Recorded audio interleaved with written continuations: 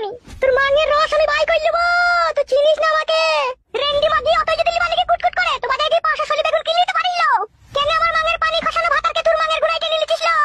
আমার পানিটাকে বাই করবি না সত্যি? তুই যদি নিজের পানিটাই বাই করে নিবি, তোকে আমি এই শেষবারের মতো বলে দিলাম, আমার ভাতা যদি আমার কাছে না আসয় তাহলে তুই বুঝতে পারবি তোর কি হবে অবস্থা, দেখবি। তোর এই মাংকে আমি আচার দেবো, তোকে বলে রাখলাম আমি। সত্যি মাগি ভাতাটার মাথাটা আমার চিবি খাই নিল। আমার ভাতারা আমার দিকে ঘুরিয়ে তাকাইছে না, ও সত্যি এমন ওষুধ কইলো। আমার ভাতারে যদি কিছু হয় তোকে আমি আজ তো রাখবো না, তোকে বলে রাখলাম আমি। পাড়ার ওই আইবড় চ্যাংড়া দিয়ে তোর মাংয়ের রস বাই কইলু আমি। সত্যি মাগি পরপুরুষ দেইলি যেন মাং গপ গপ গপ গপ করে লিবান দিকে। তাই আমি তোমাকে বলছি, আমাকে তুমি ভুলে যাও, আমি তোমাকে ভালোবাসতে পারবো না। সত্যি জান, এত নোংরা ভাষায় গালিগালাজ দিয়েছে তাও তুমি সহ্য করে আছো?